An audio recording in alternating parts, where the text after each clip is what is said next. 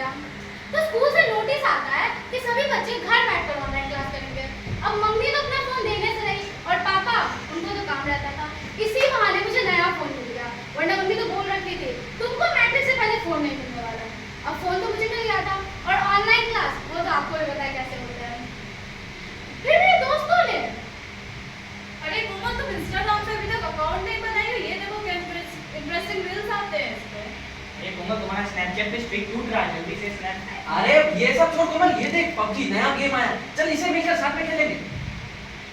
PUBG Snapchat PUBG Snapchat PUBG और जोर से बोलो। PUBG Snapchat PUBG. स्नैपचैट।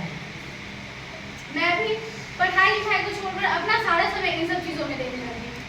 मेरी मम्मी मुझसे कहा करती थी अरे कोमल बेटा पढ़ाई पे ध्यान दिया करो, तुम्हारे कितने गंदे मार्क्स आ रहे हैं आजकल।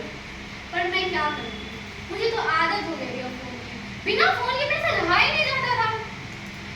और स्कूल के एग्जाम में भी मेरे इतने गंदे मार्क्स हैं, इससे गुस्सा होकर मेरी मम्मी ने मुझसे फोन छीन लिया और मुझे कहा कोमल फोन लाओ, अब तुम्हें फोन नहीं मिलेगा। तुम्हारे पढ़ाई देखो, पढ़ाई कितना खराब होते जा रहा है, कितने कम मार्क्स आए इस बार तुम्हारे एग्जाम में। मैंने उन्हें बहुत समझाया, मम्मी फोन दे दो, मैं अगली बार से अच्छी मार्क्स लाऊंगी।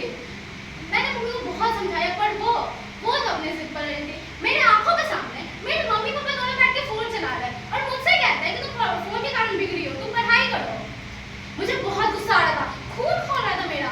मुझे फोन चाहिए था, मुझे देखना था आज क्या मैसेजेस आया है, मुझे अपने दोस्तों से बातें करनी थी। पर मेरी मम्मी मानने से रही। मेरे घर की तरफ से वो स्पेन गुजरा करती थी और एक दिन हो गया तो मैं इतना एकदम।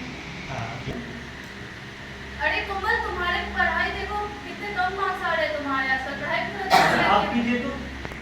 अरे कोमल अपनी पढ़ाई का देखो, ऐसे भी तुम्हारे कितने कम मार्क्स आ रहे हैं पढ़ाई में।